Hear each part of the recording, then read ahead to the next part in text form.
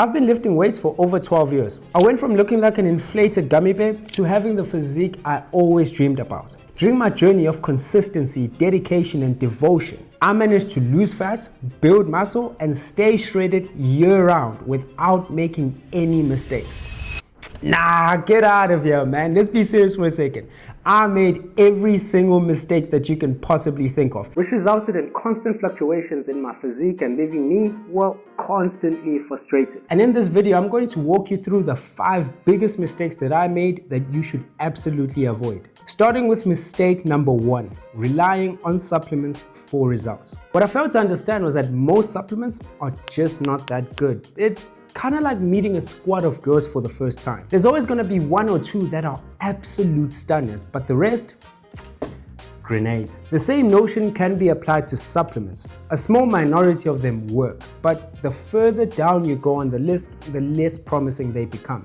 When it comes to getting the best results, think of your body as a car, your training as the engine, your nutrition as the fuel, and your supplements as the rims. The better the engine and the fuel, the better your car will perform. However, without the proper engine or fuel, your car simply won't move, even with the best looking rims in town. So when it comes to transforming your body, your main aim should be to get proper training and nutrition first. And once you have the proper fundamentals in place, only then can you start adding supplements to fine-tune your physique. The second mistake I made was solely relying on cardio for fat loss. Even though doing cardio is important for overall health, doing cardio is not important when it comes to fat loss. This is because fat loss boils down to the number of calories you consume versus the number of calories you burn.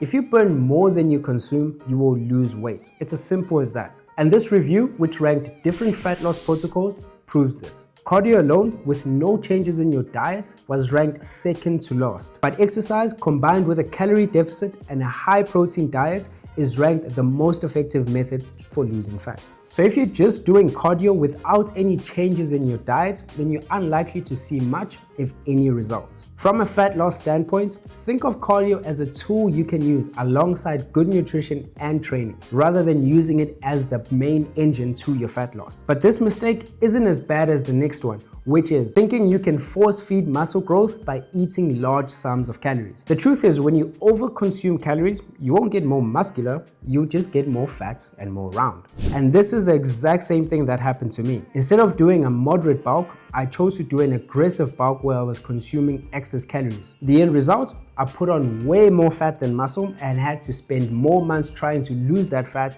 than the time I spent trying to build muscle. Studies consistently show that if you eat at a large surplus, you will gain muscle, but you'll gain even more fat. Going back to the car analogy, if you put in excess fuel in your car, that fuel will spill over and end up damaging the performance of your car rather than enhancing it. So when looking to build muscle, your main aim should be to be in a 10 to 20% calorie surplus to ensure that you're minimizing as much fat gain as possible while building muscle. But if you really want to get the best results for yourself, then you should absolutely avoid making this last mistake. And this is going to be a controversial one, but you should avoid eating clean food all the time. Yep, you heard that right. Even though health professionals encourage eating clean food, no sugar, no dairy, no refined sugar, there are a number of problems that come with following this practice. Firstly, no one can come to a concise conclusion of what clean food actually is. If you follow plant-based, you might say, oh, meats are bad.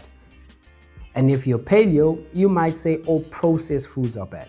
And this, it's a problem, because if you try to eat clean according to everyone's definition, you end up with an empty plate.